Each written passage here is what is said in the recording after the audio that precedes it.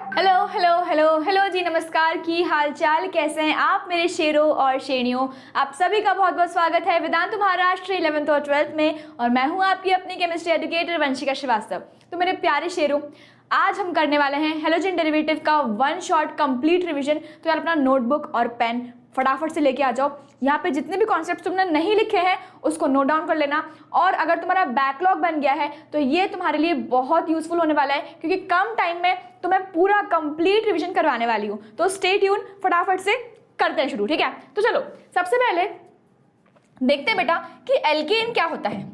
Alkene देखो, हम पढ़ रहे हैं हेलोजन डेरिवेटिव, मतलब halo alkane, hello arene, hello alkyne, hello arene. तो उससे पहले हमको ये पता होना चाहिए कि एल्केन क्या होता है। एल्केन का मतलब कार्बन कार्बन के बीच में है सिंगल बॉन्ड। कार्बन कार्बन के बीच में क्या है?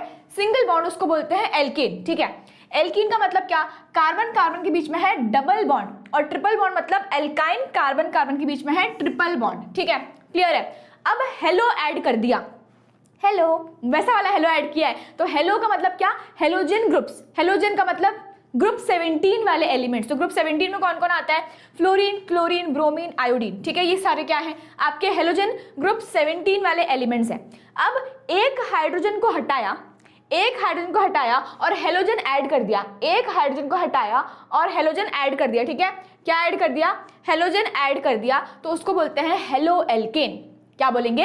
हेलो एल्केन, क्योंकि एल्केन देखो सारे सिंगल बॉन्ड है, सारे सिंगल बॉन्ड है, इसलिए एक हाइड्रोजन हटाया, हमने क्या किया? हेलोजन को ऐड किया, तो हेलो एल्केन बन गया। उसके बाद हेलो एल्कीन की बात करते हैं। एल्कीन में क्या करना है? डबल बॉन्ड तो है ही, एक हाइड्रोजन हटाया और यहाँ पे हेलोजन ऐड कर दिया, हेलो एल्कीन बन गया। क्या बन गया? हेलो एल्कीन बन गया। हमने उसके बाद क्या किया? अगर ट्रिपल बॉन्ड की बात करें, एक हाइड्रोजन हटाया, यहाँ पे एक हेलोजन ऐड कर दिया, हेलो एल्काइन बन गया। क्या बन गया? Hello alkyne. एरीन की बात करते हैं, तो जब भी एरीन आता है तो आप याद रखना एरीन बेंजीन, एरीन बेंजीन। तो बेंजीन की बात हो रही है यहाँ पे। अगर एक हाइड्रोजन हटा के मैंने यहाँ पे हेलोजन लगाया है तो हेलो एरीन हो जाएगा। तो ये है आपके सारे halogen derivatives, halo alkanes, halo arenes, halo alkynes और हेलो एल्काइंस। ठीक है, कौन कौन से बताया मैंने? हेलो एरीन्स, ठीक, हेलो एल्काइंस, हेलो एल्कीन्स और हेलो एल्केन। ये सारे क्या हैं? आपके हेलोजन डेरिवेटिव। कुछ भी नहीं है, जो भी आपका पेरेंट है, जैसे पेरेंट मतलब एल्कीन हो गया, एल्काइन हो गया, उसमें एक हाइड्रोजन को हटाना है और हेलोजन ग्रुप लगाना है, उसको बोलते हैं हेलोजन डेरिवेटिव्स। ठीक है, क्या बोलते हैं? Halogen derivatives. अब on the basis of number of halogens, कितने हेलोजन अटैच्ड हैं, उसके अकॉर्डिंग मोनो, डाई, ट्राई। तो मोनो का मतलब एक हेलोजन अटैच्ड है, डाई का मतलब दो हेलोजन ग्रुप्स अटैच है, ट्राई का मतलब तीन हेलोजन ग्रुप्स अटैच है। तो इसको बोलते हैं मोनो, डाई, ट्राई पे हमने क्लासिफाई कर दिया इसको। इसी के साथ बात करते हैं क्लासिफिकेशन ऑफ मोनोहेलोजन की। मोनोहेलोजन मतलब कि जिसमें एक हेलोजन था, जिसमें क्या था? एक हेलोजन था, तो उसको हमने क्लासिफाई किया किसमें? एल्काइल हैलाइड्स में। किसमें क्लासिफाई किया बेटा? एल्काइल हैलाइड्स में। एल्काइल ग्रुप्स क्या होते हैं? ध्यान से सुनो, ये आपका एल्केन है, ये क्या है? आपका एल्केन है। अब इधर से एक H हटाया, एक H हटाया बेटा, ये वाला H हटा दिया, यहाँ पे कोई सा भी रैंडम कुछ भी एटम लगा दिया, OH लगा सकते हैं, कोई सा दूसरा एलिमेंट लगा दिया, कोई सी अदर कुछ भी लगा दिया। ठीक है, उसके बाद जो ये ग्रुप बचा है, जो ये CH3 बचा है, इसको बोलते हैं एल्काइल ग्रुप। क्या बोलते हैं इसको? एल्काइल ग्रुप बोलते हैं। तो अगर मैंने यहाँ पे H हटा के X मतलब कि हेलोजन लगाया है, तो ये बाकी का ग्रुप क्या हो गया? एल्काइल हो गया, और ये क्या हो जाएगा? हैलाइड हो जाएगा। तो एल्काइल हैलाइड क्या हो जाएगा? एल्काइल हैलाइड क्या हो जाएगा? एल्काइल हैलाइड हो जाएगा। ठीक है, क्लियर है, डन। अब देखो यहाँ पे बोल रहे हैं कि एल्काइल हैलाइड्स का मतलब क्या? sp3, जो आपका जो भी आपका एटम है वो sp3 कार्बन से जुड़ा होना चाहिए। किससे? sp3 का मतलब क्या?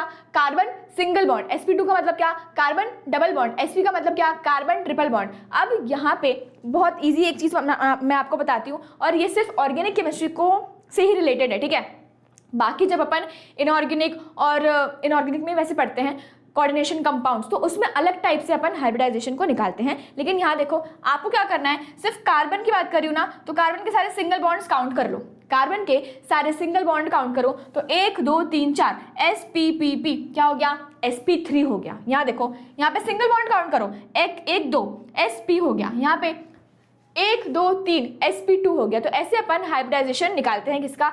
कार्बन का। अब बात करते हैं एल्काइल हैलाइड्स भी हमने 3 टाइप में क्लासिफाई किए गए, primary, secondary and tertiary. Primary का मतलब क्या हुआ, आपको कुछ भी नहीं करना है, सिर्फ कार्बन और हेलोजन का एक फैमिली बना दो।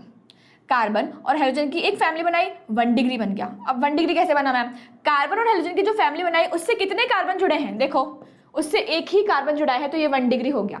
कार्बन हेलोजन की फैमिली से 2 कार्बन जुड़े हैं, 2 डिग्री हो गया। कार्बन हेलोजन की फैमिली से 3 कार्बन जुड़े हैं, 3 डिग्री हो गया। तो 1 डिग्री, 2 डिग्री एंड 3 डिग्री। ठीक है, फिर से बताती हूँ, कार्बन और हेलोजन की एक फैमिली बनानी है। अब इस बॉक्स से कितने कार्बन जुड़े हैं बेटा, इस बॉक्स से कितने कार्बन जुड़े हैं मैम, एक तो ये 1 डिग्री हो जाएगा।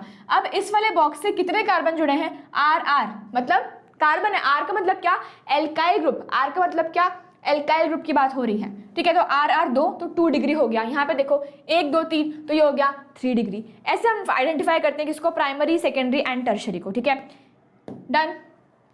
अब देखो अलाइलिक कंपाउंड्स, अलाइलिक को हम कैसे आइडेंटिफाई करेंगे, डबल बॉन्ड जिस भी कंपाउंड में आएगा उससे हम अलाइलिक कंपाउंड्स को आइडेंटिफाई करते हैं। ठीक है, अलाइलिक कंपाउंड्स को हम कैसे आइडेंटिफाई करते हैं, जिसमें भी आपका डबल बॉन्ड आएगा ना उसको हम अलाइलिक कंपाउंड्स में क्लासिफाई करते हैं। कैसे, यहाँ देखो आपका जो भी हेलोजन है, जो भी हेलोजन लगा है और आपने डबल बॉन्ड देख लिया, आपको क्या करना है, 1 2 3 नंबरिंग करनी है। अगर आपका डबल बॉन्ड 2 और 3 पे आ रहा है, अगर आपका डबल बॉन्ड 2 और 3 पे आ रहा है तो वो अलाइलिक कंपाउंड हो जाएगा। क्या हो जाएगा, ये पूरा क्या हो जाएगा, अलाइलिक कंपाउंड। बेंजाइलिक में क्या होता है, बेंजाइलिक में हेलोजन और बेंजीन के बीच में यहाँ पे देखो कौन घुस गया है, एक CH2 घुस गया, या फिर एक कोई सभी एल्काइल कुछ भी एक कार्बन वाला ग्रुप जुड़ गया है, घुस गया है यहाँ पे बीच में, तो आपका हेलोजन और बेंजीन के बीच में, तो इसको बोलेंगे हम बेंजाइलिक हैलाइड्स। अगर मैं विनाइलिक की बात करूं तो यहाँ देखो हेलोजन से आपने क्या देखा, यहाँ पे भी डबल बॉन्ड है, लेकिन यहाँ पे 1 और 2, जब डबल बॉन्ड 1 और 2 पोजीशन पे आएगा तो आप क्या बोलेंगे, विनाइलिक हैलाइड्स है। क्या है, विनाइलिक हैलाइड्स है। अराइल का मतलब क्या, बेंजीन से डायरेक्टली ही हेलोजन ग्रुप जुड़ा हुआ है, बेंजीन से डायरेक्टली क्या जुड़ा है, हेलोजन ग्रुप जुड़ा है। और हेलो एल्काइन तो आपको पता ही है कि ट्रिपल बॉन्ड वाले कार्बन से डायरेक्टली जब हेलोजन ग्रुप जुड़ता है उसको बोलते हैं हेलो एल्काइन। ठीक है, ओके, बेसिक नॉमेनक्लेचर की बात कर लेते हैं, जो कि आपको आता ही, ऑब्वियसली आप एकदम प्रो हो चुके हो नॉमेनक्लेचर में, मुझे पता है। तो एकदम बेसिक चीज़ों की बात करते हैं। सिंगल बॉन्ड के लिए अपन एन लगाते हैं, डबल बॉन्ड के लिए इन, ट्रिपल बॉन्ड के लिए आइन। ठीक है, हेलोजन जितने भी ग्रुप्स हैं, क्लोरो, ब्रोमो, फ्लोरो और आयोडो, तो ओ लगा देते हैं, क्लोरो, ब्रोमो, प्यार से बोलते हैं ना, प्यार से, जैसे कि तुम लोग मुझे बोलते हो वंशु मैम, तो ये भी है, क्लोरीन का क्लोरो कर दिया, ब्रोमीन का ब्रोमो कर दिया, फ्लोरीन का फ्लोरो कर दिया, आयोडीन का आयोडो कर दिया।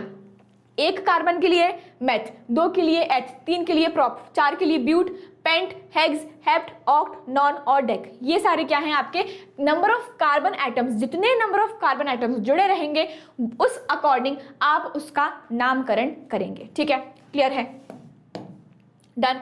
एग्जाम्पल देखते हैं, 2 कार्बन थे तो हमने लिखा एथ, सारे सिंगल बॉन्ड है इसलिए एन, क्या हो गया, इथेन। 2 कार्बन है एथ, डबल बॉन्ड भी है तो इन लगा दिया, इथीन। 2 कार्बन है एथ, लेकिन ट्रिपल बॉन्ड है तो हम क्या लगाएंगे, आइन। अब आप बोलोगे मैम यहाँ पे सिंगल बॉन्ड भी तो है, तो क्या हमको आइन एन लिखना है, नहीं, हम प्रायोरिटी किसको देंगे, यार देखो यहाँ पे ट्रिपल बॉन्ड है ना, तो हम उसको प्रायोरिटी देंगे, भाई वो बड़े भाई साहब हैं, उनको प्रायोरिटी देनी पड़ेगी। ठीक है, यहाँ देखो, अब इसको नंबरिंग करो, 1 2 3 4। ठीक है, 4 कार्बन है तो हम क्या लिखेंगे, ब्यूट 1 इन, क्या लिख दिया, ब्यूट 1 इन लिख दिया। ठीक है, नंबरिंग करके आपको पता ही है कैसे करना है नंबरिंग। ठीक है, इसके बाद देखो 1 2 3 4, तो 2 पे क्या आ जाएगा आपका इन, तो पेंट 2 इन, 5 कार्बन है इसलिए पेंट लगाया, 2 पे आपका डबल बॉन्ड है और इन क्योंकि आपका ऑब्वियसली डबल बॉन्ड है इसलिए इन लगाया है। यहाँ पे आइन तो पेंट 2 आइन, क्लियर है। तो ये था एकदम बेसिक वाला नॉमेनक्लेचर। जब भी आपका हेलोजन्स आएंगे तो आप क्या लगा देंगे, ब्रोमो, क्लोरो, फ्लोरो और आयोडो, और ये आगे लगते हैं बेटा, ये हमेशा क्या लगते हैं, आगे लगते हैं। ठीक है, पीछे नहीं लगते हैं, आगे लगेंगे पीछे नहीं लगेंगे। तो ये था अबाउट नॉमेनक्लेचर, और उसके हमने बहुत सारे क्वेश्चंस प्रैक्टिस करे हैं।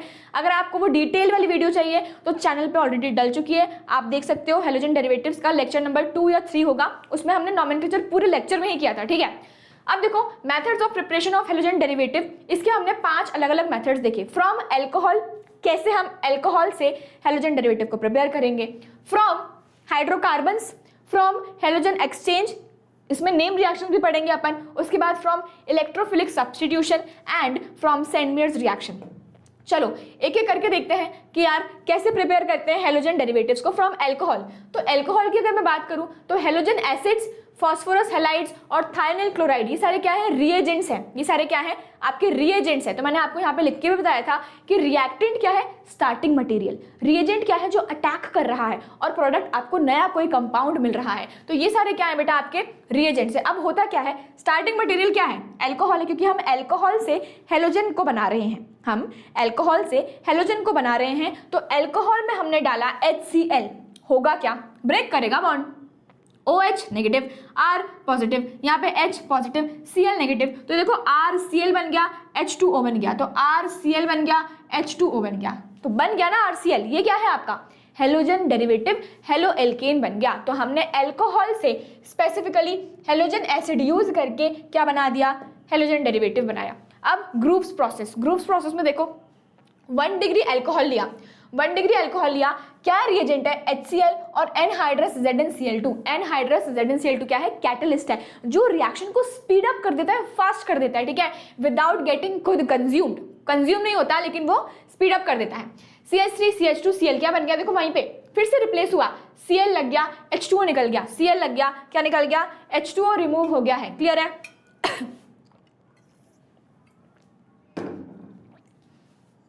नेक्स्ट देखो सेकंड डिग्री में क्या होने वाला है, सेकंड डिग्री में सेम वही चीज होने वाली है। हमने डाला HCl एनहाइड्रस ZnCl2, यहाँ पे Cl लग गया और क्या रिमूव हो गया, H2O रिमूव हो गया। फिर से थर्ड डिग्री में हमने डाला, क्या रिमूव हुआ, सेम वही Cl लग गया, ठीक है। ल्यूकास रिएजेंट होता है बेटा, दैट इज कंसंट्रेटेड HCl और एनहाइड्रस ZnCl2, तो ये हम यूज करते हैं, ठीक है। अब देखो फ्रॉम फॉस्फोरस हैलाइड्स, अच्छा हमने HBr और HI के साथ भी देख लेते हैं एक बार। अभी हमने HCl के साथ देखी ना, अभी हमने किसके साथ देखी, अभी हमने HCl के साथ देखा, अभी हमने HCl के साथ देखा क्या, अल्कोहल की रिएक्शन। तो यार अल्कोहल जब HCl के साथ रिएक्ट करेगा, आपको पता है Cl लग जाता है, लेकिन HBr के साथ रिएक्ट करेगा तो क्या लगेगा, Br लग जाएगा, I के साथ रिएक्ट करेगा I लग जाएगा, ठीक है। यहाँ पे इसके रिएजेंट्स क्या है, NaBr H2SO4, NaI H3PO4, clear है, ठीक। फ्रॉम फॉस्फोरस हैलाइड्स, तो PX3, X क्या है, कोई भी हेलोजन, PCl3 ले लिया अपन ने, PCl5 ले लिया, तो यहाँ पे क्या बन जाएगा, RX हेलोजन एसिड बना, मतलब सॉरी हेलोजन डेरिवेटिव बना, यहाँ पे भी हेलोजन डेरिवेटिव बना। इसके बाय प्रोडक्ट्स भी लिख लेना, तो काम आ जाते हैं, कभी कभी रिएक्शन कंप्लीट करने को आती है तो उसमें आपको काम आ जाएंगे, H3PO3 HCl प्लस POCl3, ठीक है। चलो नेक्स्ट, फ्रॉम थायनिल क्लोराइड, ये सबसे इफेक्टिव रिएक्शन है क्योंकि इसमें निकलता है गैसेस, कौन कौन सी, SO2 और HCl गैस रिलीज होती है, इसलिए सबसे इफेक्टिव रिएक्शन है। क्या होता है, अल्कोहल को हम डील करते हैं, मतलब रिएक्ट करवाते हैं SOCl2 के साथ, और क्या बन जाता है, RX हेलोजन डेरिवेटिव बना, और साथ में SO2 और HCl रिमूव हो जाती है। तो ये हो जाता है best method for the preparation of halogen derivative. इसके बाद बात करते हैं, ये अपना अल्कोहल खत्म हो गया, अब बात करते हैं हाइड्रोकार्बन से कैसे प्रिपेयर करते हैं। तो हाइड्रोकार्बन्स में दो चीजें आती हैं, एल्केन और एल्कीन। अब एल्केन देखो सिंगल बॉन्ड है ना, हमने सिर्फ क्लोरीनेशन करवाना है, वो भी लाइट की प्रेजेंस में। अब लाइट जब डालोगे तो क्या होगा, यहाँ पे फ्री रेडिकल मैकेनिज्म होता है, और यहाँ से एक H निकलेगा, ये Cl के साथ चला जाएगा, और यहाँ से Cl निकल के इसके पास एडअप हो जाएगा। तो यहाँ देखो ये Cl एडअप हो गया और HCl निकल गया, ठीक है। क्या हुआ, बस यहाँ से Cl टूटा, इसके पास गया, और यहाँ पे बन गया क्या आपका CH3 CH2 CH2 जो पूरा ग्रुप है, और आखिरी में Cl। मार्कोनिकॉफ रूल बात करते हैं, मार्कोनिकॉफ रूल की, क्योंकि यहाँ पे हमने ये एल्केन से देखा, अभी एल्कीन से देखेंगे। तो एल्कीन डबल बॉन्ड, अब यहाँ पे मार्कोनिकॉफ और एंटी मार्कोनिकॉफ रूल है। मार्कोनिकॉफ क्या बोलता है, जो भी आपका नेगेटिव वाला पार्ट है, जो भी आपका रिएजेंट का नेगेटिव वाला पार्ट है, वो अटैक करेगा किसके ऊपर, उस कार्बन के पास जिसके पास कम नंबर ऑफ हाइड्रोजन्स है, ठीक है, उस कार्बन के पास अटैक करेगा जिसके पास कम नंबर ऑफ हाइड्रोजन्स है। तो इसके पास देखो, इसके पास कम नंबर ऑफ हाइड्रोजन्स है, तो बस इसके ऊपर अटैक कर दिया Br ने, और हमारा प्रोडक्ट बन गया, ठीक है। तो क्या बोलता है Markovnikov rule, the negative part will get attach to the carbon having less number of hydrogen atoms. Clear है। एंटी मार्कोनिकॉफ क्या बोलता है, जस्ट ऑपोजिट ऑफ दैट, कि जो नेगेटिव वाला पार्ट है वो उस कार्बन के पास जाएगा जिसके पास ज्यादा नंबर ऑफ हाइड्रोजन्स होने वाले हैं। क्या बोलता है एंटी मार्कोनिकॉफ, कि जो आपका नेगेटिव वाला पार्ट है वो उस कार्बन के पास जाएगा जिसके पास ज्यादा नंबर ऑफ क्या होने वाले हैं, हाइड्रोजन्स होने वाले हैं, ठीक है। From halogen exchange. अब यहाँ पे हेलोजन एक्सचेंज में दो रिएक्शंस हैं, दो नेम रिएक्शंस हैं, एक फिंकलस्टीन रिएक्शन, एक स्वार्ट्ज रिएक्शन। फिंकलस्टीन में क्या होता है, RCl और NaI। तो देखो इसका रिएजेंट क्या है बेटा, NaI और एसीटोन। इसका रिएजेंट क्या है, NaI और एसीटोन इसका रिएजेंट है, ठीक है। यहाँ पे हेलोजन एक्सचेंज होता है, इस R ने बोला भाई तू मेरे को I दे दे, इस Na ने बोला तू मेरे को Cl दे दे, तो यहाँ क्या बन गया Ri प्लस NaCl। उसके बाद स्वार्ट्ज रिएक्शन की बात करते हैं, तो स्वार्ट्ज रिएक्शन में AgF यूज होता है, तो यहाँ पे RCl प्लस AgF, इसने बोला भाई तू मेरे को F दे दे, इसने बोला तू मेरे को Cl दे दे, तो यहाँ पे क्या बन गया फ्लोराइड और यहाँ पे AgCl रिमूव हो गया। और ये दोनों ही बहुत इंपॉर्टेंट नेम्ड रिएक्शंस हैं, ठीक है। चलिए नेक्स्ट देखते हैं, हेलो एरीन्स की बात करते हैं। तो यहाँ पे होती है इलेक्ट्रोफिलिक सब्स्टिट्यूशन रिएक्शन। सबसे पहले समझते हैं कि इलेक्ट्रोफाइल क्या होता है। इलेक्ट्रोफाइल, इलेक्ट्रॉन लविंग, इलेक्ट्रॉन से प्यार कौन करेगा, इलेक्ट्रॉन पे क्या चार्ज है बेटा, नेगेटिव चार्ज है, तो नेगेटिव वाले से प्यार कौन करेगा। आप बोलोगे मैम नेगेटिव वाला, नहीं, नेगेटिव वाले से प्यार करेगा पॉजिटिव वाला। और पॉजिटिव कहाँ रहता है, न्यूक्लियस में। कौन रहता है, कहाँ रहता है, न्यूक्लियस में रहता है। तो यार जो भी न्यूक्लियस लविंग, समझ गए, सॉरी इलेक्ट्रॉन लविंग होते हैं उनको हम क्या बोलते हैं, इलेक्ट्रोफाइल बोलते हैं, इलेक्ट्रोफाइल बोलते हैं। और इलेक्ट्रोफाइल किससे प्यार करेगा बेटा, किससे प्यार करेगा, पॉजिटिव से। किससे प्यार करेगा, पॉजिटिव से प्यार करेगा। तो यहाँ देखो NO2 पॉजिटिव, H3O पॉजिटिव, ये सारे क्या है, ये न्यूक्लियोफाइल है, क्या सॉरी ये इलेक्ट्रोफाइल है, क्या है, इलेक्ट्रोफाइल है। क्लियर है, ओके। नेक्स्ट यहाँ पे देखो हमारी इलेक्ट्रोफिलिक सब्स्टिट्यूशन रिएक्शन की बात करते हैं। इलेक्ट्रोफाइल सब्स्टिट्यूट हो रहा है, क्या हो रहा है, इलेक्ट्रोफाइल सब्स्टिट्यूट हो रहा है। तो यहाँ पे टोलुइन है, ये क्या है आपका, टोलुइन है, ठीक है। यहाँ पे Br2 लिया, यहाँ पे क्या लिया अपन ने, Br2 और Fe और डार्क में करवा रहे हैं, किस में करवा रहे हैं, डार्क में करवा रहे हैं। तो यहाँ पे जो आपका Br है वो ऑर्थो और पैरा पोजीशन पे आके अटैक कर लेगा। अब ऑर्थो और पैरा पे ही क्यों करता है, क्योंकि जब हमने इसका रेजोनेटिंग स्ट्रक्चर बनाया, तो इसका नेगेटिव वाला जो पार्ट था वो कहाँ पे आया, देखो ऑर्थो पे और पैरा पे। इसीलिए जो हमारा इलेक्ट्रोफाइल जनरेट हुआ है यहाँ से, है ना, जो हमारा इलेक्ट्रोफाइल Br पॉजिटिव जो जनरेट हुआ है वो इस नेगेटिव वाले पे अटैक करेगा। उसको बोलते हैं इलेक्ट्रोफिलिक, मतलब इलेक्ट्रोफाइल सब्स्टिट्यूट हो रहा है। इलेक्ट्रोफिलिक सब्स्टिट्यूशन का मतलब क्या हुआ, इलेक्ट्रोफाइल सब्स्टिट्यूट हो रहा है। और कहाँ सब्स्टिट्यूट हो रहा है, जहाँ पे उसको इलेक्ट्रॉन्स मिल रहे हैं, तो ऑर्थो पे और पैरा पे सब्स्टिट्यूट हो रहा है, ठीक है। तो देखो ये क्या है, इसके रिस्पेक्ट में देखें तो अगर ये ऑर्थो है, इसके रिस्पेक्ट में ये देखें तो ये क्या है, मेटा है, इसके रिस्पेक्ट में ये देखें तो ये क्या है, पैरा है, ठीक। सेंट बेस रिएक्शन की बात करते हैं, एनिलीन से शुरू होती है और आपके हेलो एरीन पे जाके खत्म होती है। तो एनिलीन क्या होता है, बेंजीन के ऊपर NH2, क्या डालेंगे इसमें, NaNO2 और HX डाल देंगे, 273 और 278 केल्विन पे करेंगे तो आपको बेंजीन डाइजोनियम क्लोराइड सॉल्ट मिलेगा, Cu2 और X2, और यहाँ पे क्या मिलेगा, हेलो एरीन मिल जाएगा, क्या मिलेगा, हेलो एरीन मिल जाएगा। क्लियर है। फिजिकल नेचर की बात कर लेते हैं यहाँ पे। तो यार नेचर ऑफ इंटरमॉलिक्यूलर फोर्स की बात करें तो ये वाला जो बॉन्ड होता है ये बढ़िया होता है, पोलर बॉन्ड होता है, पोलर कोवेलेंट बॉन्ड होता है, क्योंकि ये हेलोजन जो है ना वो छोड़ के जाने वाले लोग होते हैं, ये इनका इलेक्ट्रोनेगेटिव कैरेक्टर जो होते हैं वो काफ़ी ज़्यादा होता है, तो सारे शेयर्ड पेयर ऑफ इलेक्ट्रॉन्स खुद की तरफ खींच लेते हैं और इस बॉन्ड को पोलर बना देते हैं। अब अगर मैं CF, Cl, Cbr, Ci की बात करूँ तो बेटा CF सबसे स्ट्रॉन्गेस्ट बॉन्ड है, क्यों, क्योंकि बेटा फ्लोरीन का साइज सबसे छोटू सा है, वो स्ट्रॉन्ग बॉन्ड फॉर्म करता है। आयोडीन का साइज, जैसे हम डाउन द ग्रुप जाते हैं साइज बढ़ जाता है, जैसे हम डाउन द ग्रुप जाते हैं ना साइज क्या होता है एटम का, बढ़ जाता है। तो आयोडीन का साइज सबसे बड़ा, बॉन्ड ब्रेक करने में बहुत इजीली हो जाता है बॉन्ड ब्रेक, लेकिन फ्लोरीन में क्या होता है, छोटा सा साइज है तो बॉन्ड ब्रेक नहीं हो पाता है। इसलिए साइज ऑफ हेलोजन्स की बात करें तो देखो आयोडीन का सबसे ज़्यादा, ब्रोमीन, क्लोरीन और सबसे छोटा फ्लोरीन का। तो bond length is inversely proportional to bond strength. Clear है। बॉइलिंग पॉइंट की बात कर लो तो बेटा boiling point is directly proportional to atomic मास।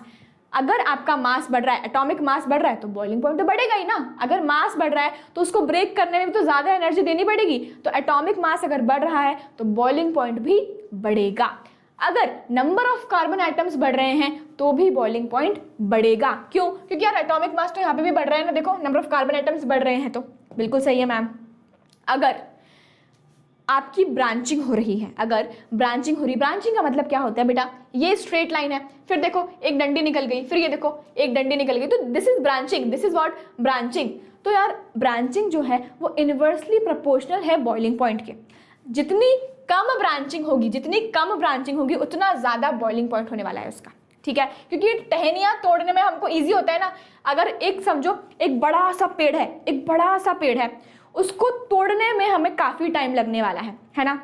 लेकिन अगर एक बहुत पतली सी डंडी है, टहनी निकली होती है ना पेड़ की, ऐसे टहनी निकली होती है, इसको तोड़ दोगे तो ईजी हो जाएगा ना। तो ब्रांच हम तोड़ सकते हैं, उसमें कम लगता है, कम होता है उसका बॉइलिंग पॉइंट। लेकिन जो पूरा पहाड़ पेड़ है, उसको ज़्यादा एनर्जी देनी पड़ेगी, ज़्यादा हीट देनी पड़ेगी ताकि वो बॉन्ड ब्रेक कर जाए, ठीक है।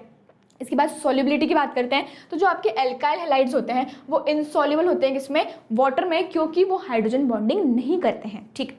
लेकिन वो ऑर्गेनिक सॉल्वेंट्स में क्या होते हैं, सॉल्युबल होते हैं। ऑर्गेनिक सॉल्वेंट्स में क्या होते हैं, सॉल्युबल होते हैं। ओके, आइसोमर्स की बात करते हैं। क्या होते हैं आइसोमर्स? ऐसे मॉलिक्यूल्स होते हैं जिनका सेम मॉलिक्यूलर फॉर्मूला है बट डिफरेंट स्ट्रक्चर्स है। यहाँ देखो 1 2 3 4 कार्बन है और कितने हाइड्रोजन है, 10 हाइड्रोजन है और 4 कार्बन है। यहाँ पे आ जाओ मैम, यहाँ पे भी 4 कार्बन है और 10 हाइड्रोजन है, लेकिन दोनों का ही देखो नाम अलग है, इसका ब्यूटेन है, इसका 2 मिथाइल प्रोपेन है। तो मॉलिक्यूलर फॉर्मूला सेम हो गया लेकिन स्ट्रक्चर अलग है, उसको बोलते हैं आइसोमर। क्या बोलते हैं, आइसोमर बोलते हैं। ओके, कायरलिटी की बात करते हैं। तो यार कायरलिटी का मतलब क्या होता है, relation between chiral molecule and it's mirror image. अब कायरल और ए कायरल समझ लेते हैं। तो कायरल क्या होता है, non super imposable mirror image होती है। यहाँ देखो सिर्फ रेड वाले को देखना, बेटा। इसकी मिरर इमेज ड्रॉ करूँ मैं, यहाँ पे देखो इसकी मिरर इमेज, ये सिर्फ रेड वाले को देखो बेटा, अभी ये रेड वाला, इसकी मिरर इमेज देखो ये है। अगर मैं इसको उठा के यहाँ पे रखूँ तो ये सुपर इम्पोज हो रही है क्या, सुपर इम्पोज का मतलब एक के ऊपर एक नहीं हो रही ना, तो ये क्या है, कायरल है। वहीं अगर मैं यहाँ बात करूँ ए कायरल की, तो ये ट्रायंगल को उठा के इसके ऊपर रखा तो क्या ये सुपर इम्पोज हो जाएगा, बिल्कुल हो जाएगा। तो दिस इज ए कायरल। लेकिन अब एग्जाम में कैसे हम फाइंड करेंगे कि कायरल है कि ए कायरल है? तो कोई भी कार्बन के अगर 4 डिफरेंट ग्रुप्स जुड़े हुए हैं तो उसको बोलते हैं कायरल। तो अगर मैं बात करूं कोई भी कार्बन है उसके 4 डिफरेंट ए बी सी तो नहीं, तो ओ ले लो, ओ और डी, ठीक है। तो देखो 4 अलग अलग ग्रुप्स है ना, इसका मतलब ये जो कार्बन है ये क्या है बेटा, ये कायरल कार्बन है। ये क्या है, कायरल कार्बन है। अगर एक भी सेम हो गया तो वो एक कायरल हो जाएगा, अगर एक भी ग्रुप सेम हो गया तो वो क्या हो जाएगा, एक कायरल कार्बन हो जाएगा, ठीक है। क्लियर है? ओके, ऑप्टिकल आइसोमेरिज्म की बात करते हैं। तो अरेंजमेंट ऑफ कायरल मॉलिक्यूल्स, ठीक है, different arrangement of chiral molecules किसमें होता है, ऑप्टिकल आइसोमेरिज्म में। अब यहाँ पे होती है प्लेन पोलराइज लाइट जो कि रोटेट होती है, ठीक है, क्लॉकवाइज और एंटी क्लॉकवाइज। तो उसके कारण डिसाइड होता है ऑप्टिकली एक्टिव है या फिर ऑप्टिकली इनएक्टिव है। अगर लेफ्ट साइड रोटेट होगी तो लीवो रोटेटरी होगा, राइट साइड रोटेट करेगी तो डेक्स्ट्रो रोटेटरी हो जाएगा। एनैंशियोमर्स क्या होते हैं, ऑप्टिकल आइसोमर्स तो होते हैं लेकिन ये non super imposable mirror images होते हैं। क्या होते हैं, non super imposable mirror image होते हैं। रेसिमिक मिक्सचर्स क्या होते हैं बेटा, equal mixtures of L and D, मतलब 50% एल होगा 50% डी होने वाला है, तो इक्वल वाले मिक्सचर्स होते हैं। अब रिप्रेजेंटेशन देखते हैं, जो आपका फिशर प्रोजेक्शन है, जो आपका फिशर प्रोजेक्शन है उसको कैसे रिप्रेजेंट करते हैं। ये वाले जो बॉन्ड्स है बेटा ये डैश वाले होते हैं, जो वर्टिकल है ना वो डैश होता है और जो हॉरिजॉन्टल है वो वेज होता है। देखो इस डैश का मतलब पीछे जा रहे हैं, डैश का मतलब पीछे जा रहे हैं और इसका मतलब फ्रंट आ रहे हैं, तो समझ रहे हो ऐसा कुछ, ठीक है ना। ये ऊपर से ऐसा जा रहा है, ऐसा ऊपर वाले बॉन्ड्स पीछे जा रहे हैं और आगे वाले ऐसे आ रहे हैं, तो ऐसा कुछ रहता है। और यहाँ देखो वेज की बात करें, अगर वेज की बात करें तो यहाँ पे कार्बन के 4 बॉन्ड्स हैं, हमें पता है ये कार्बन 4 बॉन्ड बनाता है, तो ये सिंपल वाले इन प्लेन है, ये डैश बोलते हैं और ये बोलते हैं वेज। तो ये डैश जो होता है ये पीछे की तरफ जा रहा है, मतलब बोर्ड के पीछे समझ लो, ठीक है। इमेजिन करो कि बोर्ड के पीछे जा रहा है और ये जो वेज है ये आगे आ रहा है, ये वेज क्या हो रहा है, आगे आ रहा है, ठीक। ओके, अब देखो केमिकल प्रॉपर्टीज डिस्कस करते हैं किसकी, हेलोजन डेरिवेटिव्स की। तो आपको अगर लेबोरेटरी में टेस्ट करने को दिया कि यार हेलोजन प्रेजेंट है कि नहीं आपके कंपाउंड में, तो आप कैसे आप पहचानोगे। आपके पास एक टेस्ट ट्यूब है जिसमें ना कुछ आपको सोल्यूशन दिया हुआ है, आपने उसको ट्रीट किया किसके साथ, एक्वस KOH या फिर एक्वस NaOH के साथ ट्रीट कर दिया, आपको क्या मिला, CH3OH, और यहाँ पे कुछ आपको ऐसा कंपाउंड मिला है।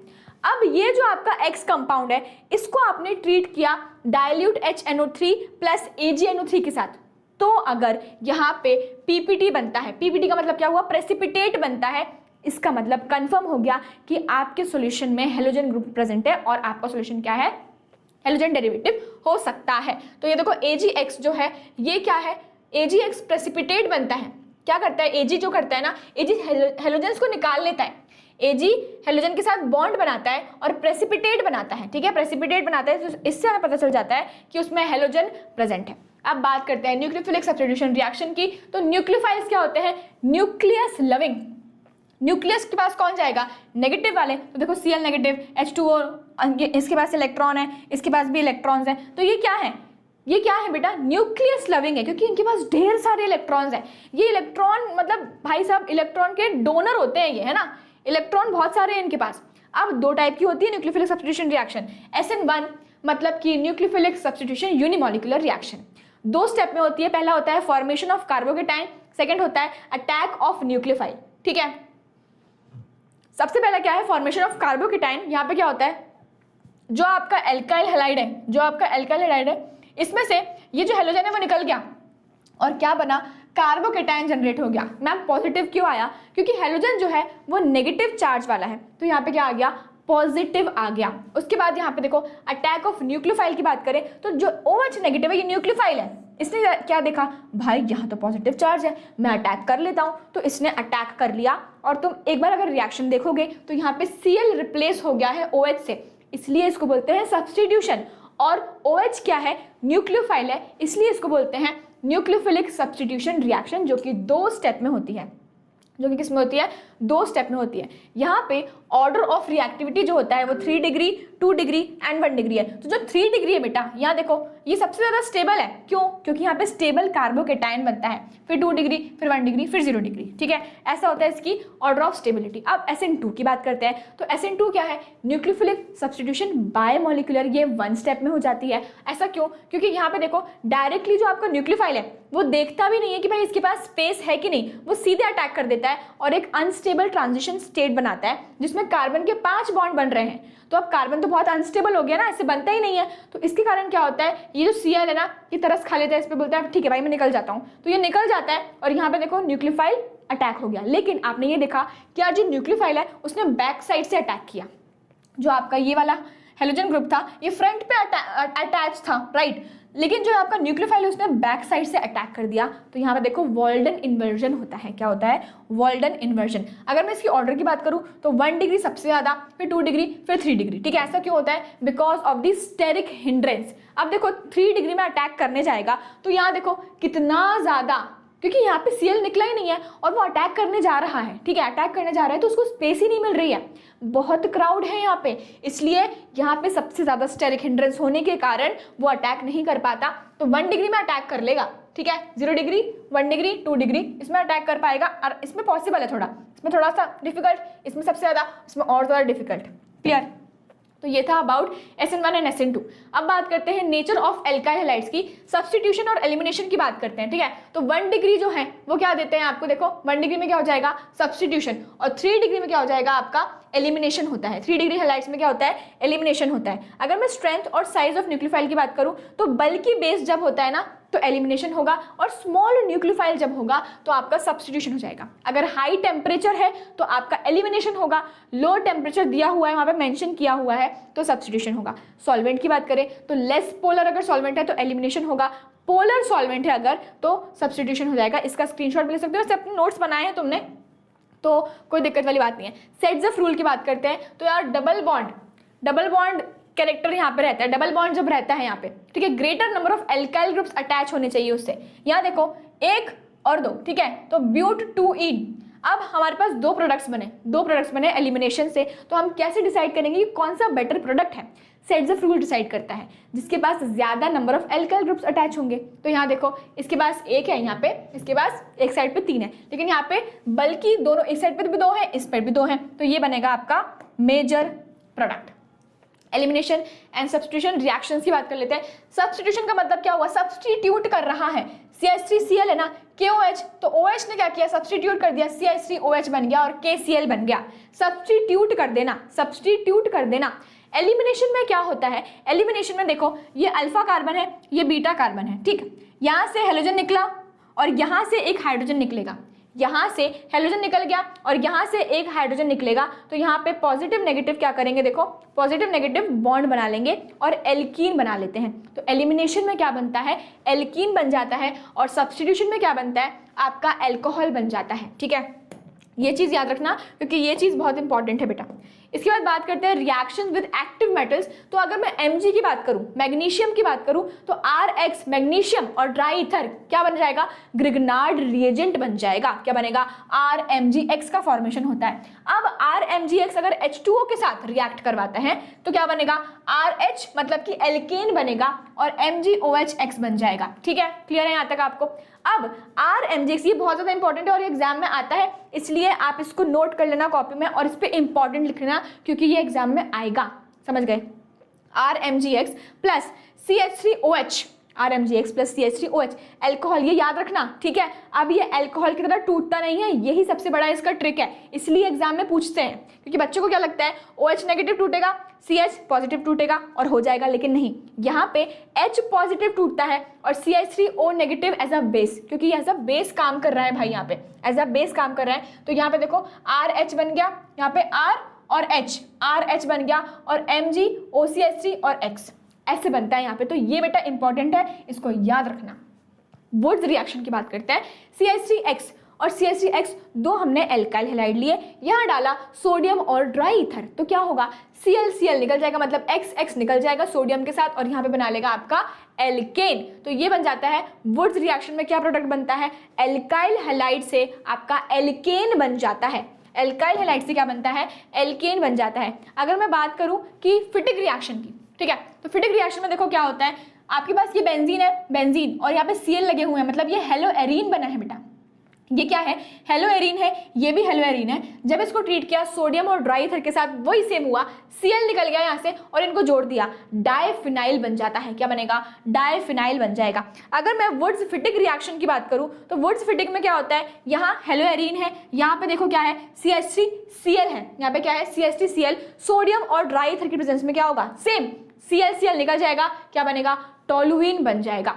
न्यूक्लियोफिलिक सब्स्टिट्यूशन रिएक्शन में यहाँ देखो कि aryl halides are extremely less reactive than alkyl halides. ऐसा क्यों, और ये क्वेश्चन पूछते हैं कि अराइल हैलाइड्स जो होते हैं वो लेस रिएक्टिव होते हैं देन एल्काइल हैलाइड्स, ऐसा क्यों होता है। तो उनके यहाँ पे रीजन देखो, सबसे पहला रीजन है रेजोनेंस। ये ना डबल बॉन्ड करेक्टर आ जाता है यहाँ पे, रेजोनेंस के कारण यहाँ पे देखो डबल बॉन्ड करेक्टर आ जाता है, इसलिए इसको बॉन्ड को ब्रेक कर पाना मुश्किल है, इस बॉन्ड को ब्रेक कर पाना मुश्किल है। तो यार ब्रेक नहीं करेगा तो रिएक्शन नहीं हो पाएगी। सेकंड रीजन हाइब्रिडाइजेशन का, यहाँ पे हाइब्रिडाइजेशन है sp2, यहाँ पे sp3, तो s करेक्टर ज्यादा होने के कारण बॉन्ड ब्रेक ही नहीं करता, और अगर मान लो ये बॉन्ड ब्रेक भी करता है तो ये एक अनस्टेबल आयन बनाता है, अनस्टेबल फिनाइल आयन बनाता है। ठीक है, अब बात करते हैं रिप्लेसमेंट ऑफ हाइड्रोक्सी ग्रुप की। क्या ये रिएक्शन करता ही नहीं है, बिल्कुल करेगा, लेकिन एडवर्स कंडीशन में करेगा।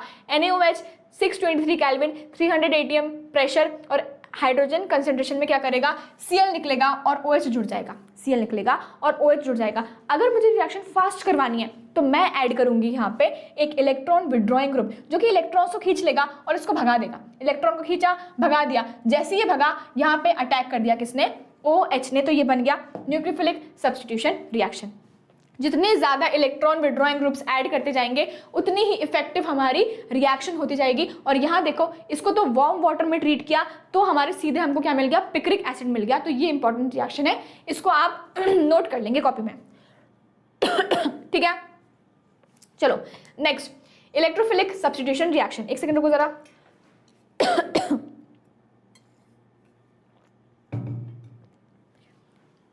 बात करते हैं इलेक्ट्रोफिलिक सब्स्टिट्यूशन रिएक्शन की। तो यहाँ देखो हेलोजनेशन की बात करेंगे तो Cl2 एनहाइड्रस FeCl3 के साथ जब रिएक्ट करेगा तो यहाँ पे ऑर्थो और पैरा पे क्या बन जाएगा, आपका फाइनल प्रोडक्ट बन जाएगा। नाइट्रेशन करवा देते हैं अगर, तो नाइट्रेशन में जो रिएजेंट होता है वो याद रखना HNO3 और H2SO4, ऑर्थो पे NO2 और पैरा पे भी NO2 जुड़ जाएगा। साथ ही सल्फोनेशन की बात करते हैं तो कंसंट्रेटेड H2SO4 में अगर आप रिएक्शन करवाओगे तो SO3H और यहाँ पे SO3H ऑर्थो और पैरा पे जुड़ रहा है बेटा। कहाँ जुड़ रहा है, ऑर्थो और पैरा पे जुड़ रहा है। फ्रिडल क्राफ्ट एल्काइलेशन की बात करते हैं। फ्रिडल क्राफ्ट एल्काइलेशन में क्या होता है, CH3 पॉजिटिव निकलता है और यहाँ देखो ऑर्थो और पैरा पे जुड़ गया, मतलब कि एल्काइल ग्रुप जुड़ा है इसलिए एल्काइलेशन बोल रहे हैं। असाइल ग्रुप जुड़ा COCH3 इसीलिए यहाँ पे क्या बोल रहे हैं, असाइलेशन बोल रहे हैं। तो COCH3 जुड़ गया, किसके साथ, किसके अंडर रिएक्शन हुई है, एनहाइड्रस AlCl3। तो ये इसका क्या बोलना चाहिए, सिंबल है, साइन है किसका, फ्रीडल क्राफ्ट रिएक्शन का। ठीक है, फ्रीडल क्राफ्ट रिएक्शन का क्या है, ये साइन है। फाइनली आते हैं बेटा पॉलीहेलोजन कंपाउंड्स। तो बहुत सारे पॉलीहेलोजन कंपाउंड्स हैं आपके पास। आप सबसे पहला है डाइक्लोरोमीथेन, फिर chloroform, carbon tetrachloride, iodoform, freons और डाइक्लोरो डाइफिनाइल ट्राइक्लोरोमीथेन। ये सारे इंपॉर्टेंट है और इसके सारे यूजेस मैंने आपको यहाँ पे लिखे हुए हैं, सारे एग्जाम्पल्स यहाँ पे लिखे हुए हैं कि यार इसका एनवायरमेंटल इफेक्ट क्या होता है और इसके यूजेस क्या होते हैं। तो ये आपको अच्छे से पढ़ लेना है क्योंकि इंपॉर्टेंट है। तो मैं एक बार समराइज कर देती हूँ आपको। CH2Cl2 as a solvent use होता है मेनली, लेकिन ये एयर पॉल्यूशन करवाता है, हार्मफुल होता है एक्वेटिक लाइफ के लिए। CHCl3 मतलब कि chloroform as a solvent use होता है लेकिन टॉक्सिक होता है, forms toxic gases and water pollution करवाता है। अगर मैं कार्बन टेट्राक्लोराइड की बात करूं तो सॉल्वेंट और सबसे इंपॉर्टेंट बेटा ये आता है एग्जाम में, फायर एक्सटिंग्विशर के रूप में यूज होता है कार्बन टेट्राक्लोराइड। तो ये लेकिन करवाता क्या है, एनवायरनमेंट पे क्या इफेक्ट पड़ता है इसका, ओजोन डिप्लीशन और ग्लोबल वार्मिंग बहुत ज़्यादा हेल्प करता है ये ग्लोबल वार्मिंग में। ठीक है, CHI3 दैट इज आयोडोफॉर्म, तो ये एंटीसेप्टिक के उसमें यूज होता है लेकिन टॉक्सिक होता है for aquatic life and persistent. Freons की बात करें तो रेफ्रिजरेंट्स और एरोसोल्स में होता है, इंपॉर्टेंट है। देखो ये और ये मैंने इंपॉर्टेंट मार्क करवाया क्योंकि एग्जाम में पूछा जाता है। Ozone depletion, green house effect में इसका बहुत ज़्यादा मेजर एनवायरमेंटल इफेक्ट है। और DDT मतलब कि डाइक्लोरो डाइफिनाइल ट्राइक्लोरो इथेन की बात करते हैं तो ये इंसेक्टिसाइड मेनली यूज्ड है, इंसेक्टिसाइड्स। और यहाँ देखो इसका एनवायरमेंटल इफेक्ट क्या है, persistent, bio accumulation, harmful to birds and endocrine system. तो ये है सारे आपके क्या मेनली पॉलीहेलोजन कंपाउंड्स जो कि जिनके यहाँ पे यूजेस लिखे हुए हैं और जिनके यहाँ पे आपको सब मेजर एनवायरमेंटल इफेक्ट्स मिल जाएंगे। ठीक है, तो जल्दी से मुझे फटाफट से बता देंगे कि क्या आपको ये एकदम बहुत बढ़िया वाला वन शॉट, क्योंकि मैं हमेशा ऐसा समझती हूँ कि वन शॉट ना छोटे होने चाहिए। वन शॉट मतलब कि क्विक रिवीजन, क्योंकि आप 5-6 घंटों के वन शॉट्स तो नहीं देखने वाले और मैं रिकॉर्ड नहीं करने वाली आपके लिए 5-6 घंटे के वन शॉट, क्योंकि छोटे वन शॉट क्विक, इफेक्टिव और उसमें समराइज सारी चीज़ें होनी चाहिए।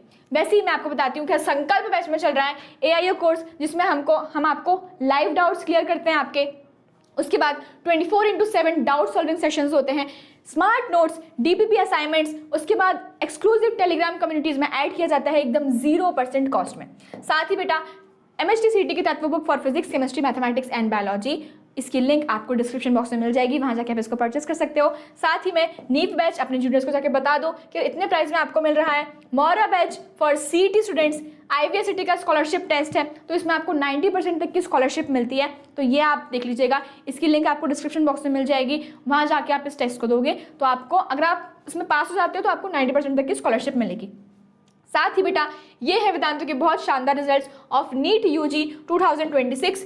ये देखो AIR 10 आया है, इसके बाद JEE एडवांस 2026 का बहुत शानदार रिजल्ट, JEE मेंस 2026 का बहुत अच्छा रिजल्ट, क्लास 10 CBSE का रिजल्ट, क्लास 12 रिजल्ट, और इसी के साथ बहुत शानदार विक्ट्री ऑफ वेदांतु स्टूडेंट्स। और वेदांतु के ऑफलाइन सेंटर्स देखो कहाँ कहाँ पे, PCMC, स्वर्गेट, औंध, सिंहगढ़ में, और महाराष्ट्र में आपको मिल जाएंगे अमरावती, बुल्ढाना, नागपुर, अहिल्यानगर और जलगांव में, जहां जाके आप 90% तक की स्कॉलरशिप को अवेल कर सकते हैं। तो मुझे फटाफट से बता दीजिएगा कि आपको ये सेशन कैसा लगा, क्या आपको ये रैपिड वन शॉट रिवीजन पसंद आया क्या, और बाकी चैप्टर्स का भी क्या आपको ऐसा ही वन शॉट चाहिए, तो मुझे कॉमेंट डाउन जरूर करिएगा और करना इस वीडियो को लाइक। मिलेंगे हम नेक्स्ट वन शॉट में, till then thank you so much for watching.